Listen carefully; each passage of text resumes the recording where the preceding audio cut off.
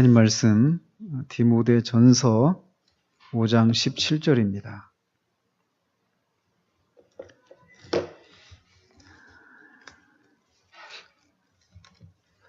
디모데전서 5장 17절 같이 읽도록 하겠습니다. 시작. 잘 다스리는 장로들은 배나 존경할 자로 알되 말씀과 가르침에 수고하는 이들에게는 더욱 그리할 것이니라. 아멘. 지난주에는 제 일과 영혼이 하나님 말씀을 읽고 영적인 그런 죄에 대한 그런 각성을 하는 그것에 대해서 우리가 살폈습니다. 그리고 이제 오늘 이제 이과에서는 그런 과정에서 전도자라고 하는 사람이 어떤 역할을 하는가, 이것에 대해서 살펴보면서 오늘날의 어떤 복음 전도 또는 오늘날의 교회 안에서 저 같은 목사나 아무튼 말씀을 전하는 위치에 있는 사람들이 영혼들을 다룰 때 어떤 방식으로 다루어야 되는가, 이것에 대해서 이과를 중심으로 살펴보도록 합니다. 이제 그 사람이 지난주에 우리가 봤던 것처럼 그런 영적인 그런 각성을 하고 죄에 대한 그런 각성을 하고 나니까 두려움이 밀려왔잖아요. 그리고는 집에 돌아갔는데 그 사람의 그 변화들을, 그 안에 있는 그 고민들을, 그 근심들을 가족들이 이해를 못하죠. 이해를 못하고 뭐 좀 잠을 자거나 또 날이 새면 또 괜찮아질 것이다 라고 생각했지만 전혀 그렇지가 않았죠. 그러고 나서 또 보니까 이제 그렇게 얘기를 하고 있습니다. 내가 또다시 보니 마치 어디로 떠나버리고 싶은 듯이 그는 여기저기를 두리번거리더니 갈 곳을 정하지 못했는지 그냥 그 자리에 서 있는 것이었다. 집에서 나왔어요. 집에서 나와서 자기 안에 일어난 그 고민들, 즉 지금 자기가 머무르고 있는 이 도시가 망하게 된다. 그래서 거기서 내가 그 상태를 머물러 있으면 도시와 함께 나도 망하게 된다 라고 하는 것을 이렇게 자각을 하고 거기에서 벗어나야 되는데 어디로 갈지를 모르는 상태 가운데 있는 것이죠. 그때 전도자라고 하는 이름을 가진 사람이 그에게 다가와서 왜 울고 있느냐라고 물었다라고 얘기합니다. 그래서 이제 그 1번에 문제를 보면 전도자는 누구입니까? 이렇게 질문을 하고 있어요. 그러니까 전도자는 그 디모데전서 5장 17절을 이렇게 근거 구절로 이렇게 제시를 해 주셨는데 거기 보면 잘 다스리는 장로들은 배나 존경할 자로 알되 말씀과 가르침에 수고하는 이들에게는 더욱 그리할 것이니라, 이렇게 얘기를 하고 있습니다. 여기서 그 잘 다스리는 장로들이 어떤 사람들일까요? 이 사람들이 우리가 알고 있는 소위 장로들이 바로 여기서 말하는 다스리는 장로들입니다. 장로들에도 두 종류의 장로가 있습니다. 뭐 열심히 있는 장로, 열심히 없는 장로 이런 게 아니라 장로에도 두 종류가 있는데 이렇게 다스리는 장로가 있고요. 또 뒤에 보면 말씀과 가르침에 수고하는 이들에게 이렇게 말하잖아요. 이 장로는 장로인데 어떤 장로는 다스리는 장로가 있고 어떤 장로는 말씀과 가르침을 가르치는 장로가 있다라는 거예요. 이렇게 장로에는 두 종류의 장로가 있습니다. 그래서 가르치는 장로가 있고 다스리는 장로가 있는데 오늘날 교회 안에서 흔히 장로님 하면 다스리는 장로를 가리키는 겁니다. 그리고 가르치는 장로는 누굴까요? 바로 목사나 아무튼 설교자, 말씀을 가르치는 자들, 특히 이제 목사를 가리키죠. 그래서 전도사나 강도사, 우리 교단 안에는 그런 제도도 있지만 엄밀한 의미에서 그들은 장로가 아닙니다. 아직 목사로 임직을 아직 안 했기 때문에 아직은 가르치는 장로다라고 말을 할 수는 없겠죠. 근데 어쨌건 그런 사람, 그러니까 전도자는 뭐냐면 여기서 말하는 전도자는 다스리는 장로라기보다는 이 말씀을 가르치는, 복음을 전하는 그런 사람을 가리키는 거죠. 근데 전도자라 이렇게 나타나서 그에게 다가와서 왜 울고 있는가 이렇게 묻습니다. 이런 것을 통해서 우리가 또 이제 뭐 여기 어떤 답이 있는 건 아닙니다. 그냥 우리가 이렇게 생각을 해보는 것이죠. 이런 것을 통해서 우리가 이렇게 장로, 특히 이제 가르치는 장로인 목사가 어떤 일들을 해야 되는가에 대해서도 여기서 좀 한 가지 힌트를 우리가 얻을 수 있어요. 왜 울고 있습니까? 그러니까 지금 이 전도자의 관심은 이 사람, 지금은 이제 아직 한 남자 이렇게만 표현되어 있지만 나중에는 크리스찬으로 이렇게 그 사람이 이제 예수님을 믿고 구원받은 후에는 그가 크리스찬으로 이렇게 불리거든요. 근데 어쨌건 이 남자에게 다가와서 왜 울고 있느냐 이렇게 물어본단 말이에요. 이런 것을 통해서 지금 그의 관심은 뭐냐면 그 사람의 영혼의 상태에 대해서 지금 관심을 갖고 있는 거란 말이죠. 그러니까 그 사람을 교회로 데려오는 거, 여기에 그 주된 관심이 있는 것이 아니라 이 사람의 영혼이 지금 겪고 있는 갖고 있는 그런 고민들, 그럼 겪고 있는 그런 어떤 그런 번민 이런 것들이 무엇인지를 묻고 그것에 대한 답을 제시해주고자 해서 지금 다가오고 있는 것이란 말이죠. 그렇기 때문에 목사들에게 있어서 정말 가장 중요한 것은 그 영혼의 상태가 어떠한지 이런 것들을 분별할 수 있고 또 각각의 그 상황에 따라서 그들을 이렇게 말씀으로 잘 처방할 수 있는 그런 영적인 그런 분별력들이 갖춰져야 한다라고 하는 것들. 그리고 그 영혼에 대해서 관심을 가져야 한다라는 것을 우리가 교훈받을 수 있습니다. 자, 이렇게 이제 왜 울고 있느냐 이렇게 물으니까 그가 선생님, 제가 손에 들고 있는 이 성경책을 읽어보니 나는 언젠가는 죽을 수밖에 없고 죽은 후에는 심판을 받게 되어 있습니다. 하지만 저는 죽고 싶지도 않고 심판을 받기도 원치 않습니다. 그런데 어떻게 해야 좋을까요? 라고 그에게 말을 합니다. 지금 지난주에도 살펴봤던 것처럼 그 사람은 지금 그 성경책을 읽고 자기가 죄인이라는 것을 깨달았습니다. 그리고 자기가 이 장차 망할 그 도성과 함께 자기도 멸망할 수밖에 없는 그런 죄인이라는 것을 깨닫고 있는 상태란 말이에요. 그런데 그가 그 죄에 대한 결과를 그가 어떻게 설명하고 있는가 이렇게 2번에서 묻고 있는데 근거 구절로 로마서 6장 23절과 히브리서 9장 27절을 제시해 주고 있죠. 여러분들이 이제 그 주일마다 제가 이걸 이번 주에 이렇게 뽑아 드렸잖아요.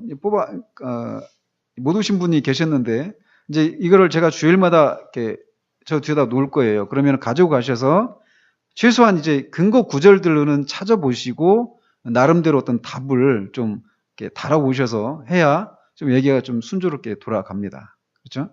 그래서 이제 이번에 죄에 대한 결과를 그가 어떻게 생각하고 있는가 그 근거 구절로 로마서 6장 23절에 보면 죄의 싹은 사망이요 이렇게 말을 하고 있어요.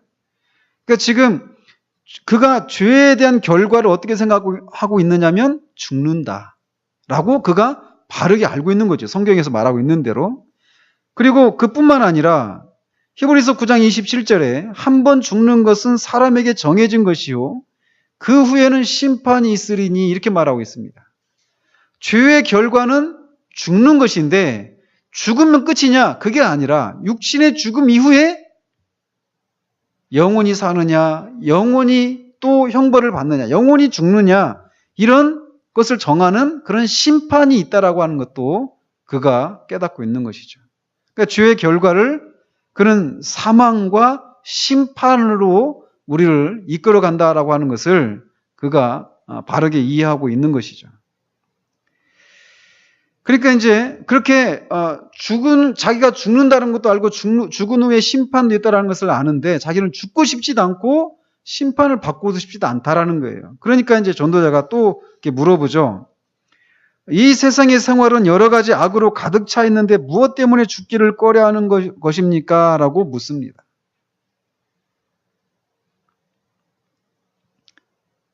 즉, 이 세상에는 많은 그런 고난이 있고, 슬픔이 있고, 불행한 일들을 많이 겪어야 되는데, 무엇 때문에 그런 고통스러운 세상에서 떠나는 것을 꺼려 하느냐라고 이렇게 묻죠. 그러면서 이런 전도자의 질문들, 이것을 통해서 전도자가 무엇을 하는 자임을 알려줍니까? 이렇게 질문을 하고 있습니다. 그래서 사도행전 20장 28절을 보면, 여러분은 자기를 위하여 또는 온 양떼를 위하여 삼가라. 성령이 그들 가운데 여러분을 감독자로 삼고 하나님이 자기 피로 사신 교회를 보살피게 하셨느니라. 이렇게 얘기를 하고 있습니다. 즉, 전도자가 지금 이 사람에게 다가와서 이 세상이 그렇게 고난이 많고 슬픔 불행한 일들을 많이 겪게 되는 그런 고해와 같은 그런 곳인데 왜 죽기를 꺼려 하는 겁니까? 이렇게 묻는 것을 묻고 이렇게 있는데, 전도자가 무엇을 하는 자인가를 알려주냐 이렇게 물으면서 근거 구절로 사도행전 20장 28절을 얘기를 하고 있어요. 근데 거기서 보면 전도자를 여기서는 뭐라고 말을 하고 있습니까? 여기서는 어떤 용어를 이렇게 사용하고 있죠? 이 구절에서는 감독자, 그죠? 지금 여러분은 이라고 하는데 그 여러분이 누구냐면, 지금 이 상황이 어떤 상황이냐면, 사도 바울이 이제 에베소 교회 장로들을 이렇게 모아놓고 고별 설교를 하는 장면입니다. 이제 사도 바울이 예루살렘으로 잡혀가게 될 거예요. 예루살렘으로 가게 되는데 거기 가면 잡히게 된다. 그래서 내가 이제 당신들을 이제 보지 못한다. 이런 얘기를 하면서 그들을 놓고 이제 고별 설교를 하는 중에 지금 이렇게 얘기를 하고 있는 겁니다. 그래서 여러분은 이라고 말할 때 이 여러분은 그 에베소 교회 장로들을 가리키는 거예요. 장로들을 가리키는데, 여러분은 자기를 위하여 또는 온 양떼를 위하여 삼가라. 그러면서 성령이 그들 가운데 여러분을 감독자로 삼았다. 그러니까 그 여러분은 말씀드린 것처럼 장로들인데 그 장로들을 감독자로 삼았다라는 거예요. 그 뭘 감독하도록 했느냐? 하나님이 자기 피로 사신 교회를 보살피게 하셨다라고 얘기를 하고 있어요. 그러니까 여기서도 아까 일본에서 얘기한 것처럼 전도자가 하는 일은 아까 일본에서는 좀 좁힌다라면 복음을 전하는 그런 사역에 초점을 맞춘다라면 전도자가 일본의 질문에 대한 답을 3번 같은 경우는 어떻습니까? 여기서는 돌본다라고 한 이런 의미가 있어요. 교회를 보살핀다라는 거예요. 교회를 보살핀다라고 말할 때는 어떤 것들을 말할까요? 그러니까 신방을 하고 이런 것도 다 필요하겠죠. 그러나 신방을 하는데 그 신방도 결국 목적이 무엇일까요? 결석한 사람 왜 결석했는지 그걸 이렇게 조사해가지고 그 교회 나오도록 하는 이런 거에 먼저 이렇게 초점이 가 있지 않겠죠. 그죠? 그러니까 교회를 보살핀다라고 말할 때는 그 교회를 구성하고 있는 여기서 윗부분에서는 앞부분에서 온 양떼를 위하여 말할 때 그 양떼가 교회를 가리킬 수도 있죠. 그죠?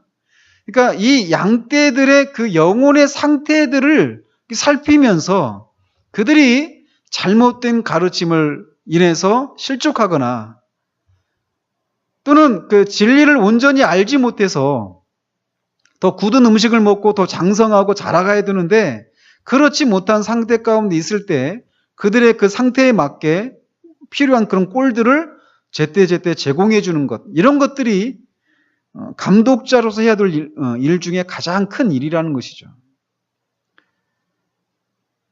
지금 이제 그래서 이제 지금 이 남자가 갖고 있는 그 고민들을 이제 점점 이런 질문들을 통해서 이게 좁혀가면서 이렇게 어떤 그런 표적을 향해서 지금 계속 질문들을 이렇게 좁혀가고 있는 것을 우리가 보게 됩니다. 그렇게 이제 죽고 싶지 않다. 근데 이 세상은 그렇게 고난이 많은데, 불행한 일이 많은데 왜 죽기를 꺼려합니까? 이렇게 물으니까 그가 대답하기를, 내 등에 지워진 이 무거운 짐이 나를 무덤보다도 더 낮은 곳으로 떨어뜨려 저 토페트에 빠져버리지 않을까 두렵기 때문입니다. 이렇게 말을 합니다. 그러면서 나는 감옥 생활도 감당하지 못할 터인데 더군다나 심판을 받고 무서운 형벌을 당하는 것을 어찌 견디겠습니까? 이런 일들을 생각하니 자꾸 눈물이 나옵니다. 이렇게 대답해요. 여기서 말하는 이 토페트는 그 써 있는 것처럼 예루살렘 근처에 어떤 그 쓰레기장입니다. 그 흰놈의 골짜기라고 하는 이런 지명으로도 불렸던 곳이에요. 그래서 거기에 이제 그 예루살렘 성에서 나오는 각종 쓰레기들을 거기에 버렸을 뿐만 아니라 거기에서 또 자기 자식을 몰록에게 이렇게 바치는 우상숭배의 장소가 거기였습니다. 그러니까 어떻습니까? 자녀들이 이제 불 속에 자기 자녀를 던지는 거거든요. 그러니까 아이들이 순순히 그 불 속으로 떨어질까요? 막 살려달라고 막 난리를 치지 않겠습니까? 그러니까 그 아비규환의 현장이죠. 막 그 불 속에 떨어져야 되는 그 아이가 살려달라고 막 울부짖고 막 그런 상황이에요. 아마 막 대소변도 쏟아내면서 막 거의 진짜 아비규환의 현장이죠. 그야말로 그러니까 어떻습니까? 진짜 이 막 지옥의 현장 같은. 그래서 그런 현장이어서 그곳을 이제 지옥의 어떤 상징으로 그 지명을 그렇게 부르는 것입니다. 그런 곳에 자기가 떨어지는 것을 두려워한다라는 거예요. 감옥에 gat히는 것도 감당하지 못한다라는 거예요. 근데 여기는 감옥은 갔다가 나오잖아요, 언젠가는. 그렇지만 여기는 들어가면 못 나오는, 영원히 거기에서 머물러야 되는 그런 끔찍한 형벌의 장소로 자기가 떨어지게 될 것을 생각하니까 죽기도 싫고 심판도 싫고, 그래서 근데 그런 상황 가운데서 어찌할 바 모르는 자신의 상태를 인해서 막 눈물이 난다라고 얘기를 해주고 있는 거예요. 그러니까 결국 그 남자가 무엇을 두려워하고 있는가 이렇게 묻는데, 그 시편 1편 5절을 한번 보면, 그러므로 악인들은 심판을 견디지 못하며 죄인들이 의인들의 모임에 들지 못하리로다. 즉 지금 그가 악인들이다라고 하는 것을 그가 알고 있는 것이죠. 성경에서 악인들이라고 말할 때 우리는 흔히 어떤 나쁜 어떤 끔찍한 죄를 지은 사람들을 악인으로 이렇게 생각하기 쉬운데, 물론 그런 사람들도 악인일 수 있습니다. 그러나 성경에서 말하는 악인 또는 그 반대인 악인의 반대가 뭘까요? 의인이라고 할 수 있습니다. 의인 또는 악인이라고 그렇게 부르는 기준이 무엇이냐면, 그가 하나님과 바른 관계를 맺고 있지 않은가에 의해서 의인과 악인으로 구분이 되는 겁니다. 그러니까 어떤 죄라고 하는 어떤 구체적인 죄를 범하는 의인이 있을 수 있습니다. 그죠? 그리고 또 아주 어떤 선을 행하는 악인이 있을 수 있어요. 그죠? 그러니까 어떤 구체적인 행동에 의해서 그가 의인이냐 악인으로 구분되는 것이 아니라 그가 하나님과 어떤 관계를 맺고 있느냐에 따라서 의인과 악인으로 구분이 되는 거예요. 그러니까 이거를 우리가 놓치면 다분히 내가 이런저런 어떤 죄도 범하지 않았는데 어떻게 내가 죄인이라고 할 수 있느냐, 이렇게 말을 할 수 있단 말이죠. 그러나 하나님과의 관계라고 하는 이 기준에 의해서 내가 의인인가 악인인가가 구분이 된다라는 거예요. 근데 어쨌건 여기서 그가 시편 1편에서 말하기를 악인들은 심판을 견디지 못한다. 그리고 죄인들이 의인들의 모임에 들지 못한다라고 얘기하고 있어요. 지금 자신이 그런 형편 가운데 있다라고 하는 것을 그가 알고, 자신이 하나님과 그런 바른 관계를 맺고 있지 못하기 때문에 악인의 상태이고, 그렇기 때문에 그에게 임할 그 심판이 있는데 그 심판을 견디지 못할 것이라고 하는 것을 그가 알고 있기 때문에 두려워하고 있는 것이죠. 자, 그런 상태 가운데 있는 전도자에게 지금, 그 남자에게 전도자가 뭐라고 하는지를 좀 주목할 필요가 있습니다. 그렇다면 왜 그렇게 멍하니 서 있는 겁니까? 라고 전도자가 다시 물을 때 그 사람이 대답했습니다. 어디로 가야 할지 몰라서 그럽니다. 그러자 전도자는 양가죽으로 만든 두루마리 하나를 그에게 주었습니다. 거기에는 마태복음 3장 7절에 있는 임박한 진노를 피하라라고 적혀 있었습니다.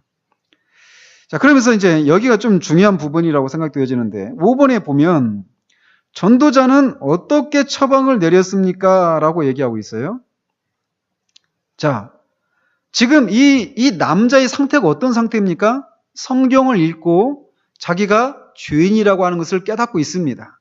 그리고 자기가 죄인이고 죽게 되어 있고 또 심판을 받게 되어 있다는 것도 깨닫고 있습니다. 그죠? 그러면은 이런 상태 가운데 있을 때 우리 같으면 이런 상태 가운데 있는 사람에게 자기가 죄인이라는 것도 깨닫고 또 그렇게 심판을 받게 되어 있다는 것을 깨닫고 있는 그런 상태 가운데, 그런 아주 영적으로 그냥 가난한 상태 가운데 있는 사람이잖아요. 그런 상태 가운데 있는 사람에게 우리가 무엇을 제시할까요? 예수 그리스도를 믿으십시오 라고 하면서 예수 그리스도가 하신 일들에 대해서 먼저 얘기할 것 같잖아요. 그죠? 그런데 지금 그가 제시하고 있는 처방이 뭐냐라는 거예요. 마태복음 3장 7절인데 이게 전체 문맥이 이렇습니다. 요한이 많은 바리새인들과 사두개인들이 세례 베푸는 데로 오는 것을 보고 이르되 독사의 자식들아 누가 너희를 가르쳐 임박한 진노를 피하라 하더냐 이렇게 얘기하고 있습니다.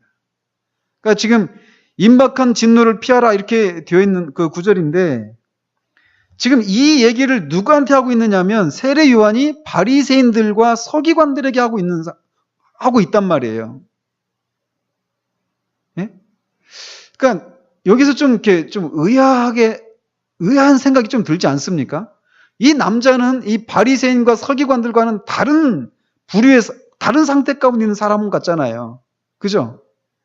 그런데도 지금 이 전도자가 이 남자에게 임박한 진노를 피하라고 얘기하고 있어요. 임박한 진노를 피하라고. 그러면서 그러니까 지금 곧장 그가 예수 그리스도를 그 남자에게 전하고 있지 않다라고 하는 것을 주목할 필요가 있다라는 거예요. 뒤에 가서 더 이제 그 상황들을 가지고 더 얘기를 해보면요. 이 글을 읽은 후, 즉 임박한 진노를 피하라라고 한 이 글을 읽은 후 그 사람은 전도자를 주의 깊게 바라보면서 어디로 떠나야 할까요? 하고 물었습니다. 그러자 전도자는 손을 들어서 저쪽으로 뻗은 넓은 평야를 가리키면서 저쪽에 있는 좁은 문이 보입니까? 하고 물었습니다. 그러니까 6번에 보면 전도자는 그 남자에게 진노를 피할 수 있는 길이 어디를 향하고 있다고 가르쳐주고 있습니까? 마태복음 7장 13절 보면 좁은 문으로 들어가라. 멸망으로 인도하는 문은 크고 그 길이 넓어 그리로 들어가는 자가 많고 라고 얘기하고 있어요. 그리고 또 관련된 구절이 누가복음 13장 3절인데 너희에게 이르노니 아니라 너희도 만일 회개하지 아니하면 다 이와 같이 망하리라. 자, 이 누가복음 13장이 어떤 배경에서 나온 말씀인지 아십니까? 한번 보십시오. 누가복음 13장.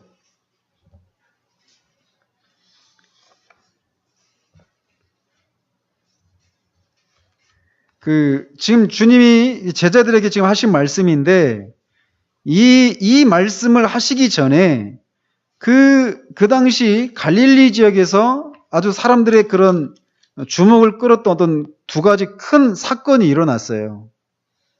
그 뭐죠? 2절에 보면 1절과 2절이 있어요. 두어 사람이 주님께 와서 빌라도가 어떤 갈릴리 사람들의 피를 그들의 제물에 섞은 일을 예수님께 말씀을 드립니다. 그러니까 빌라도가 갈릴리 사람들을 죽여서 이방 신을 섬기는데 그 제물에 섞은 것을 섞은 일이 있었어요. 그러니까 예수님께서 그 사람들에게 이렇게 말씀하시는 거예요. 너희는 이 갈릴리 사람들이 이같이 해받음으로 다른 모든 갈릴리 사람보다 죄가 더 있는 줄 아느냐. 그러니까 이렇게 빌라도에게 죽은 이 갈릴리 사람들이 있는데 그 사람들이 죽지 않고 살아남아 있는 갈릴리 사람보다 더 악해서 그들이 이런 일을 당한 줄 아느냐 이렇게 질문하는 거예요. 그리고 또 한 가지 사건이 있는데 4절에도 보면 있습니다. 실로암에서 망대가 무너져 치어 죽은 18사람이 예루살렘에 거한 다른 모든 사람보다 죄가 더 있는 줄 아느냐. 그러니까 지금 그렇게 불행한 사고를, 예기치 않은 그런 불행한 사고를 당해서 죽은 사람들이 있었어요. 갈릴리에서 또 예루살렘 지역에서 말이죠. 근데 그런 불행한 사고를 당한 사람들을 보면서 살아남은 사람들이, 저 사람들이 얼마나 끔찍한 죄를 지었으면 저렇게 불행한 일을 당할까 이렇게 생각할 수 있단 말이죠. 그런데 주님의 그 판단은 너희에게도 이르노니 너희가 만일 회개하지 않으면 다 이같이 망할 것이다 라고 얘기하고 있어요. 자, 그런 문맥에서 나온 구절이란 말이에요. 이것이 즉 이제 그 6번에 있는 6번 문제를 이렇게 가지고 보면 전도자가 그 남자에게 진노를 피할 수 있는 길이 어디냐라고 말하고 있는데 결국 어디라는 거예요, 지금. 그 길이. 마태복음 7장을 가지면 좁은 문으로 들어가라 라는 것입니다. 근데 또 누가복음 13장을 가지고 보면 뭡니까? 뭐라는 겁니까? 회개하라라는 거예요. 그죠? 그러니까 여기에서 아까도 다 말씀드렸잖아요. 이미 어떻습니까? 이미 죄에 대해서 각성을 하고 자신이 심판을 받게 되었다는 것도 알아요. 근데 그런 그에게 뭐라고 말하느냐? 좁은 문으로 피하고 회개하라고 얘기하고 있다는 거예요. 그러니까 어떻습니까? 아직도 예수 그리스도의 그 십자가에서 이루신 그 일들에 대해서 그 복음을 지금 아직 제시하고 있지 않죠. 그죠? 그러니까 이런 면에서 우리가 지금 이 청교도들, 그러니까 이게 지금 존 번연이 썼다고 그랬잖아요. 존 번연이 청교도란 말이죠. 청교도 목사님인데 청교도들이 생각했던 성경적인 구원관과 오늘날 우리가 살고 있는 이 시대 가운데서 생각되어지고 있는 구원관과 뭔가 심각한 차이가 있다라고 하는 것을 여기서부터도 우리가 볼 수 있단 말이에요. 아까도 말씀드렸지만 우리가 어떤 사람이 이런 상태 가운데 있다라면 그 사람의 마음을 빨리 진정시켜서 예수 그리스도를 믿으십시오라고 하면서 곧장 그의 마음을 다독여주고 위로와 소망을 가질 수 있도록 그 복음을 제시할 것 같은데 그걸 안 하는 게 아닌데 아직도 안 하고 있다는 거예요. 그러니까 이게 뭡니까? 우리가 지지난주 회심에 대해서 이렇게 배우면서 회심에 두 가지 회심이 있다고 그랬잖아요. 세 가지가. 그죠? 일시적인 회심이 있고 거짓 회심이 있고 참된 회심이 있단 말이에요. 그죠? 그러니까 이 일시적인 회심을 경험하고 있는 사람이 있을 수 있습니다. 그죠? 그래서 이 회심에는 뭐가 있어요? 회심에는 두 가지 절대적인 필수적인 요소가 있죠. 회개와 믿음이란 말이에요. 그러니까 일시적인 회심이다라고 한다는 얘기는 그 신앙이, 믿음이 일시적일 수도 있고 회개도 일시적인 것이 될 수도 있겠죠. 그죠? 그러니까 지금 아직 이 사람이 예수 그리스도를 전적으로 붙드는 것이 아니면 자기 안에 아무런 소망이 없다라고 하는 것을 아는 데까지 아직 못 갔다라고 하는 것이 이 전도자의 판단인 거예요. 아시겠죠? 그래서 지금 그가 지난주에도 말씀드렸지만 십사과에 가서 그가 십자가에서 자기 등에 있는 그 짐이 이렇게 풀려지는 그 구원의 체험을 하는 거예요. 그러니까 어떻습니까? 이게 그렇다고 해서 이게 한 영혼이 그렇게 오랜 시간을 필요로 한다. 구원받는 데 있어서. 이걸 제가 말씀드리고자 하는 것이 아니에요. 반드시 구원에는 자기의 죄에 대한 그런 분명한 깨달음이 있고 그 자신의 죄됨을 인해서 하나님의 심판이 있고 그 심판으로부터 자기가 어떤 노력을 해도 그것을 피할 수 없다라고 하는 것을 철저히 깨닫는 것이 아니면 예수 그리스도를 붙들질 않거든요. 이 부분에 있어서 청교도들이 이번 주 5일부터 말씀드렸잖아요. 율법의 작용이라고 하는 것. 이것을 얼마나 철저하게 그들의 복음 전도에서 그것들을 실천했는가라는 것을 이런 사건을 통해서도 우리가 볼 수 있다는 것이죠. 좀 더 이렇게 보면 그래서 지금 그가 제시하고 있는 것은 좁은 문으로 들어가라라고 얘기하고 있어요. 그래서 저쪽에 있는 좁은 문이 보입니까? 라고 이렇게 물었는데 그의 대답이 뭐냐면 안 보입니다 라고 하는 것이었어요. 그래서 7번에 이렇게 문제를 제시하고 있습니다. 그 남자의 눈에 좁은 문이 잘 보이지 않았던 이유는 무엇입니까? 그러면서 욥기 9장 11절을 제시하고 있는데 한번 찾아서 같이 한번 읽어보죠.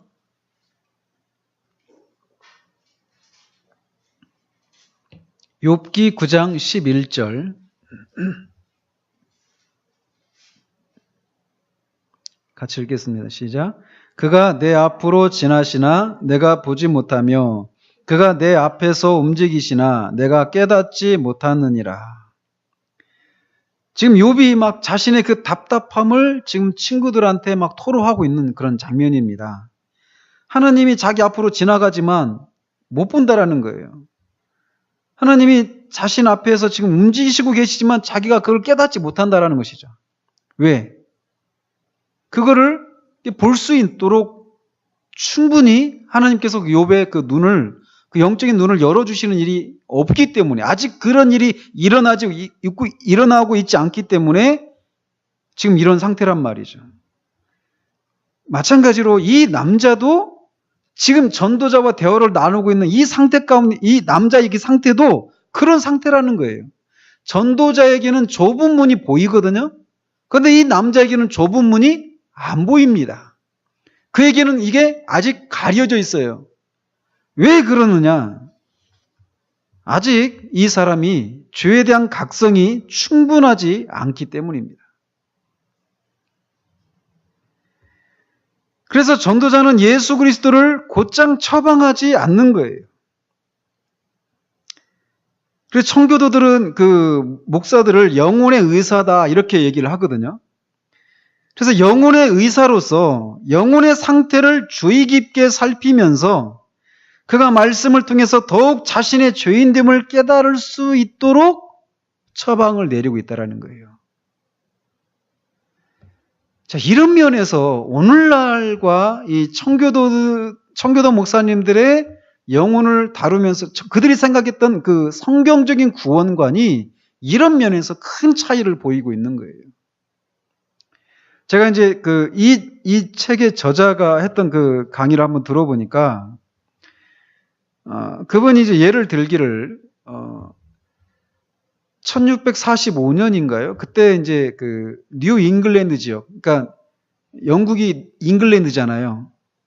미국이 그들이 이제 그 식민지를 개발하기 시작했잖아요. 그죠? 그래서 그 지역을 뉴 잉글랜드 지역이라고 했습니다. 새로운 잉글랜드다 해가지고.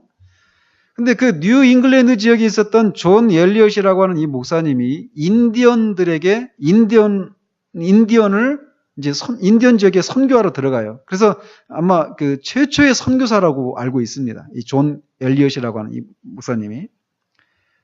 근데 이분이 이제 가서 그들에게 말씀을 전하는데 저는 말씀이 10계명이었어요. 우리 교회도 이제 7교회를 끝나면 7개 주신 메시지 끝나면 10계명 강의를 지금 할 생각인데 10계명을 이렇게 그들에게 전했어요. 근데 아무런 일이 안 일어났답니다. 근데 왜 목사님, 그 선교사님이 십계명을 전했을까요? 그러니까 그분도 청교도 목사님이란 말이에요. 청교도 그 선교사님이란 말이죠. 그러니까 지난주 오후 예배에 말씀드린 것처럼, 지난주에도 이어서 말씀드리는 것처럼 율법을 주신 목적이 뭡니까? 죄로 알도록 하기 위해서. 그죠?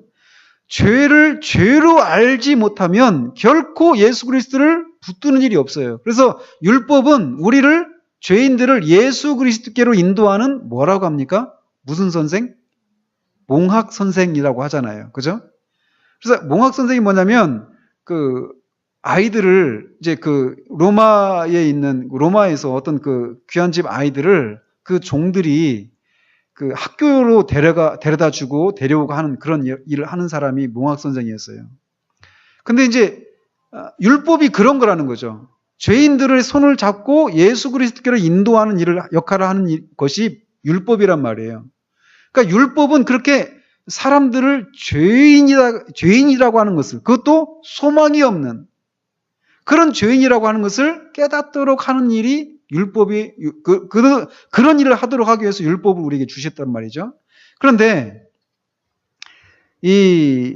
그 선교사님도, 그러니까 이 청교도들은 항상 율법을 전해서 사람들로 하여금 그렇게 죄에 대해서 각성하게 한 다음에 복음을 전했단 말이에요. 항상 그들의 그 복음 전도 방식은 그런 식이었습니다.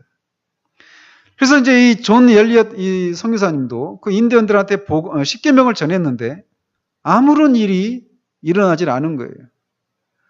그래서 이제 또 가서 이제 신방을 해서 사람들에게 또 십계명을 또 전했습니다. 그리고 한 주인가 두 주인가 지났는데 그들에서 이제 뭔가 어떤 변화들이 일어나기 시작했습니다. 그랬는데 그리고 나서 또 그렇게 또 이제 계속 교회에 나오고 계속 성경을 가르치고 하는 이런 일들을 했는데 한 1년쯤 지났을 때 그들에게서 놀라운 변화들이 일어났답니다. 뭐냐면 거기는 이제 완전히 우상을 섬기고 그런 이교도들이었단 말이죠. 근데 그런 미신과 이런 우상을 섬기는 일들을 그들이 다 청산을 한 거예요. 청산을 하고 그들이 제법 아주 이제 기독교인으로서의 그런 삶을 살게까지 되었답니다.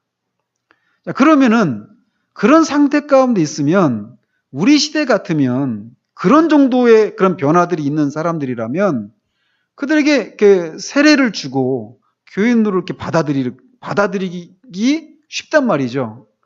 근데 그 인디언들이 세례를 받는데 훨씬 더 많은 기간이 걸렸다고 합니다.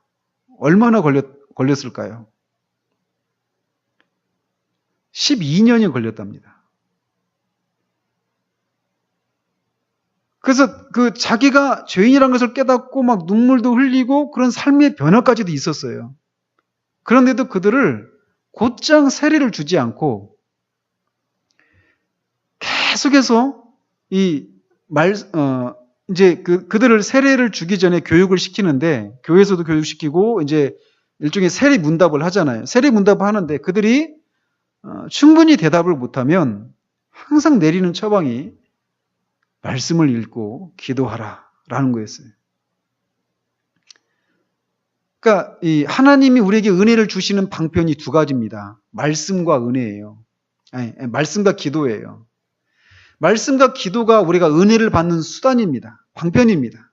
그러니까 이거를 하지 않고 은혜의 생활을 할 수 있다? 이건 아니에요. 하나님이 정하신 방법이 그거거든요. 그래서 그렇게 충분히 대답을 못하면 다시 돌려보내서 그렇게 성경을 읽고 기도하라고 이렇게 한답니다. 무려 12년이 걸려서 그들을 세례를 베풀었다고 해요. 뭐 그렇게 오래 하느냐.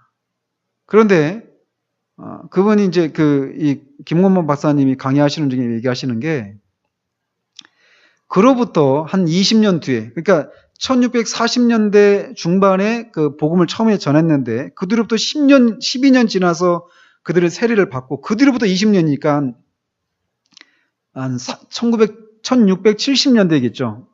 1670 몇 년에 인디언 뭐 족장이라고 불러야 될지 뭐라고 불러야 될지 아무튼 그 인디언 족장 중에 필립이라고 하는 사람이 있는데 그 사람이 영국인들과 전쟁을 했답니다. 그래서 필립 전쟁이라고 부른다고 그래요. 근데 이 전쟁을 하는 이유가 뭐냐면 이 영국 사람들이 그 당시에 영국 사람들이었잖아요. 그 미국에 온 그 최초의 그 유럽인들이 영국 사람들이 와가지고 자기 뭐 땅을 뺏어가고 막 그런 그런 일들이 있으니까 적대감이 생긴 거예요. 그래서 영국인들을 다 죽이자 이런 전쟁을 했는데 전쟁을 벌였는 영국인들을 대상으로 그 전쟁을 하면서 영국인들의 그 복음을 듣고 그 선교사님의 그 복음을 전도를 통해서 기독교인으로 개종한 사람들, 이 사람들도 영국인들의 이 협조자다. 이렇게 해가지고 이 사람들도 막 많이 죽었다고 합니다. 그 당시에. 교회가 세워진 지 얼마 안 됐단 말이에요. 지금 인디언 지역의 교회가.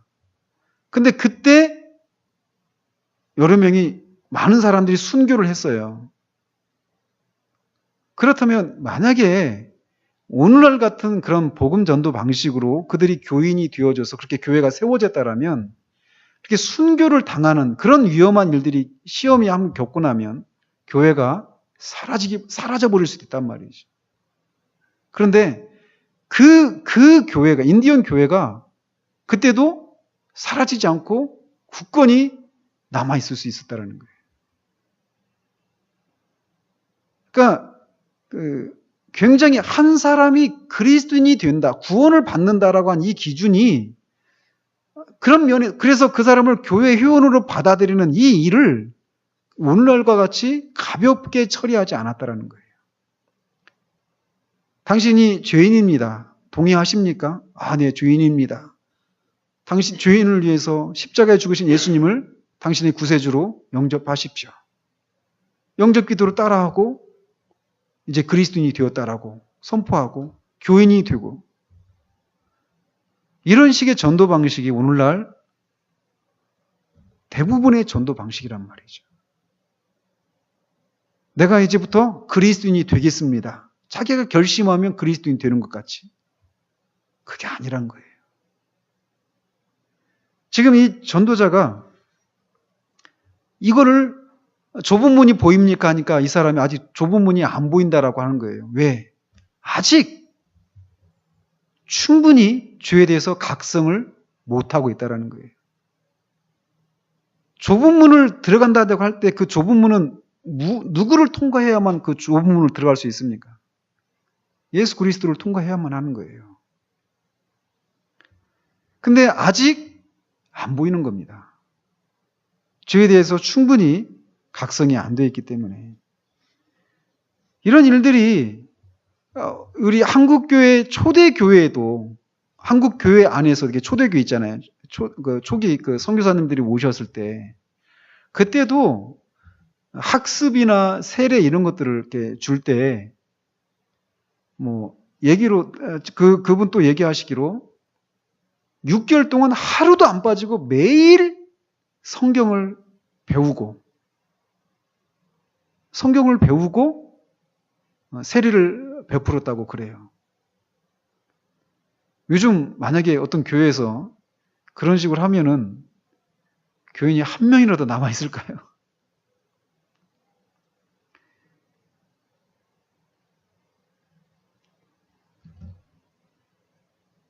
요즘은 이런 면에서 지금 이 청교도 목사님들이 한 사람을 구원으로 인도하는 과정 가운데서 그들이 반드시 그렇게 자기가 철저하게 아무것도 아닌 존재입니다. 하나님 앞에. 철저한 죄인입니다. 그리고 나 이런 하나님의 심판 아래 있고 하나님의 저주 아래 있는 이런 상태에서 내가 하나님의 은혜가 아니면 예수 그리스도의 그 보혈의 공로가 아니면 난 절대로 구원에 이룰 수 없습니다라고 하는, 그래서 자기 자신을 철저히 신뢰하지 않는, 나는 아무것도 아닙니다 라고 하는 이런 깨달음이 없는 구원을 오늘날 우리는 많이 듣고 있단 말이죠. 그래서 세례를 베풀 때도 이런 것이 없이 정말 예수 그리스도가 아니면 내가 구원을 받을 수 없습니다라고 하는 이런 분명한 죄에 대한 각성, 그리고 그 예수 그리스도의 그 구원의 그 충분함, 이 분명한 그런 깨달음이 없이 세를 받고 교인으로 들어오는 일들이 교회 안에 너무나 많다라는 거예요. 저도 그랬고요. 나이가 됐습니까? 중2 때인가 중3 때인가 그냥 집에 있다가 갑자기 전화 와가지고 세례문답 하라고. 갑자기 가서 세례받고. 그 문답 외우는 건 뭐 간단하잖아요. 그것도 제대로 외우지도 않았는데 그냥 주려고 하니까 그냥 다 주시더라고요. 그런 식으로 교회 안에 들어와서 나는 세례 받았으니까 나는 구원받은 그리스도인이다. 이렇게 생각하는 사람들이 교회 안에 넘쳐난다는 겁니다. 오늘날. 제가 실명을 얘기해서 그러는데 제가 그 전에 그 교회에서 중고등부 할 때 아이들한테 세례에 대해서 잠깐 얘기를 했어요. 그 학습 이제 중고등부 아이들이니까 학습 받는 아이들, 뭐 입교 이제 하는 애들, 세례 받는 아이들이 이제 거의 나이가 해당되잖아요. 여러분이 나이가 되었다라고 해서 학습을 받거나 입교를 하거나 세례를 받아서는 안 된다. 반드시 그런 그 분명한 그런 믿음이 있어야만 세례를 받는 것이다. 그렇게 했겠는데 어떤 친구 하나가 그 친구가 저기 계신 분하고 관련된 친구예요. 막 울면서 학습을 받으려고 했는데 그 얘기 들으니까 자기는 못 받겠는 거예요. 아직 그런 믿음이 없다라고 생각이 되었던 거죠. 근데 뭐 세례가 아니면 학습 같은 경우는 기독교인이 어떤 사람인가 이런 것들을 깨닫고 배우는 그런 차원에서는 뭐 이렇게 할 수 있다라고 얘기를 해줬는데도 결국 이제 안 받더라고요. 근데 오늘날 세례가 너무나 남발되고 있습니다. 그래서 정말 지옥에 가면 세례받은 사람들이 많을 거다고 저는 생각해요. 오늘날. 절대로 그거는 구원받은 어떤 증거로, 결정적인 증거가 될 수가 없습니다. 근데 어쨌건 여기서 지금 그 사람은 죄에 대해서 이 정도면 됐지가 아니라 아직 성경적인 관점에서 볼 때 아직 거기까지 충분히 각성이 도달하지 않았기 때문에 아직 안 보이는 겁니다. 이 좁은 문이, 이 남자에게는. 그래서 그 전도자가 다시 묻습니다. 그럼 저쪽에서 빛나고 있는 밝은 광채가 보입니까? 라고 물으니까 보이는 것 같습니다. 그럼 그 광채를 바라보면서 똑바로 올라가 보십시오. 그러면 좁은 문이 나타날 것이며 문을 두드리면 누군가 나와서 당신이 어떻게 해야 좋을지를 가르쳐 줄 것입니다. 라고 말을 합니다. 자, 여기서 8번에 불빛을 따라가는 것은 무엇을 의미합니까? 이렇게 말을 합니다. 그 시편 119편 105절 보면 주의 말씀은 내 발의 등이요 내 길의 빛이니이다. 이렇게 얘기하고 있습니다. 그래서 불빛이 보입니까? 이렇게 물으면서 그 불빛을 따라가십시오. 그러면 좁은 문이 나타날 것이고 그 누군가가 나와서 당신이 어떻게 해야 될 것인가 알려줄 것입니다. 이렇게 얘기하는데 그 전도자가 말하는 불빛이 그러니까 뭐라는 겁니까? 말씀이군요. 말씀. 즉 지금 이 전도자가 말씀드린 것처럼 이 남자는 아직 죄에 대해서 충분히 각성이 이루어지지 않고 있는 상태입니다. 아직. 그러니까 죄에 대해서 충분히 각성이 이루어진다. 이 얘기는 뭘 말씀드리는 거냐면 자기가 정말 아무런 소망이 없다라고 하는 것이에요. 정말. 그래서 진짜 예수 그리스도가 아니면 자기는 아무런 소망이 없다라고 하는 것을 깨닫는 정도의 각성을 말하는 겁니다. 이게. 그래서 아직 그에게는 각성이 더 필요한 거예요. 그 존 엘리엇이라는 선교사님이 그 인디언들을 와가지고 그 충분히 대답을 못하고 막 죄에 대해서 깨닫고 눈물도 흘리고 그러지만 성경에서 말하는 그런 정도의 그런 각성에 이르지 않았다라고 하는 그런 판단에서 그들에게 얘기할 때마다 가서 다시 성경을 읽고 기도하십시오 이렇게 말했던 것처럼 이 전도자의 판단에 이 남자가 아직 그런 상태라는 것을 그가 분별을 한 것이죠. 그래서 그에게 말씀의 빛을 따라가라라고 얘기를 하고 있는 거예요. 즉, 각성이 깊어지기 위해서는 말씀을 읽고 그 말씀대로 따라가야 한다라고 하는 것을 이 전도자가 그 사람에게 말해주고 있는 겁니다.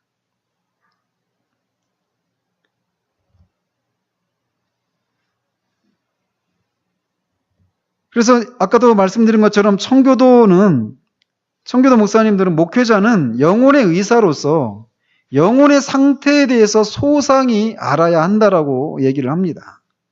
그래서 그 영혼을 그리스도께로 잘 인도하고 교회의 거룩함을 보존하기 위해서 이렇게 그 사람이 이제 죄에 대한 각성이 시작된 사람인지, 그리고 그래서 아직 충분하지 않아서 더 깊은 그런 각성이 필요한지, 아니면 이제 충분한 그런 가운데 있는 것인지, 이런 것들에 대해서 그런 그 분별을 할 수 있었다라는 것이죠.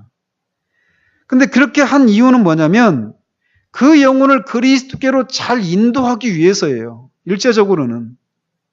그러니까 아직 내가 충분히 그리스도가 아니면 정말 내가 소망이 없다라고 하는 그런 정도의 그런 충분한 죄에 대한 각성이 이루어지지 않은 사람에게 예수 그리스도를 전하면 그가 어떤 그 임박한 진노에서 피하고자 하는 데에서만 오는 그런 회심, 회개, 이런 걸 뭐라고 한다고 그랬죠? 회개가 세 가지가 있다고 그랬잖아요. 자연적인 회개가 있고, 율법적인 회개가 있고, 이 복음적인 회개가 있다, 이렇게 얘기했잖아요. 그러니까 복음적인 회개를 이루어야 되거든요. 근데 그냥 그렇지 않고 그 임박한 심판에 대한 두려움들 때문에 예수 그리스도를 붙드는 데에서만 그쳐버리는. 그래서 시간만 되면 얼마든지 그렇잖아요. 아이들이 사춘기 때 막 부모들한테 이렇게 반항하기도 하고 이런 아이들이 있잖아요. 근데 그때도 여전히 그 부모가 통제가 되니까 막 그때 대들고 그러긴 하지만 부모를 떠나거나 막 완전히 막 부모를 막 진짜 완전히 부모를 이기거나 이러지는 않잖아요.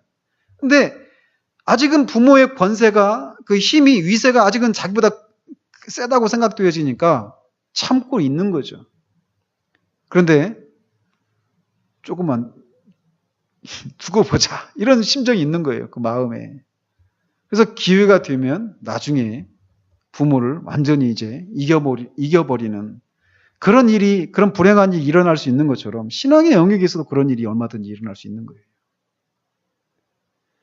그러니까 이 그리스도께로 제대로 인도하려면 정말 그가 그리스도가 필요하다라고 하는 것을 충분히 인식할 수 있도록 해줘야 한다라는 거예요. 그리고 그런 사람, 아직 그렇게 해서 교회로 그 사람을 교회 회원으로 받아들여야 되는데, 그렇지 않고 그냥 충분히 각성이 덜 된 상태로 그리스도를 이렇게 붙들고 이렇게 교회 안에 들어온 그 사람들을, 즉 결국은 자신의 그 영적인 그런 본색을 나중에 드러내기 마련이거든요. 근데 그런 사람들이 교회 안에 이제 그런 사람들이 곧장 자신의 어떤 본색을 드러내는 것이 아니라 여전히 그리스도인의 그런 행동들을 할 수 있단 말이에요. 그러니까 이런 사람들이 어떤 사람들입니까? 우리가 이번 주 오전 예배 때 살펴봤던 것처럼 기독교적인 활동을 활발히 하고 있을 수 있습니다. 경건의 모양은 갖추고 있을 수 있어요. 그러나 경건의 능력은 없는.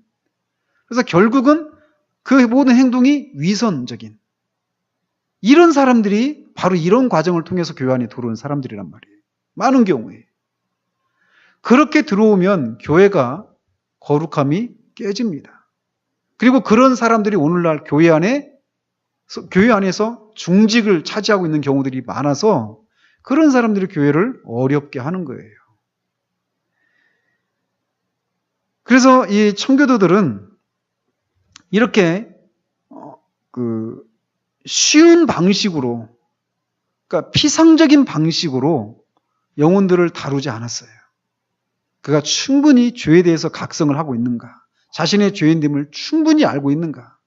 그래서 말씀으로 거기에 아직 충분히 그렇게 각성되지 않은 상태 가운데 있는 사람들을 자꾸 말씀으로 자꾸 기경하는 겁니다. 어렸을 때 그 장면이 생각나요. 그 소의 뒤에 쟁기 묶어가지고, 쟁기 달아가지고, 밭 막 갈면, 쟁기가 막 갈 때마다 막 땅이 막 엎어지잖아요. 그죠? 그걸 이제 기경한다고 하잖아요. 그런 것처럼 말씀으로 우리의 심령을 기경하는 거예요. 막 갈아엎는 겁니다. 딱딱한 그 굳어진 그 땅을 쟁기로 푹 넣어가지고 막 그 소의 힘으로 그걸 막 갈아엎는 것처럼 말씀으로 자꾸 우리가 아무런 소망이 없는 죄인이라고 하는 것을 깨달을 수 있도록 말씀으로 자꾸 그거를 갈아엎는 작업들을 근실히 해야 되는 거예요. 그런 작업들이 없는 가운데서 회심의 역사가 일어날 수가 없는 거예요.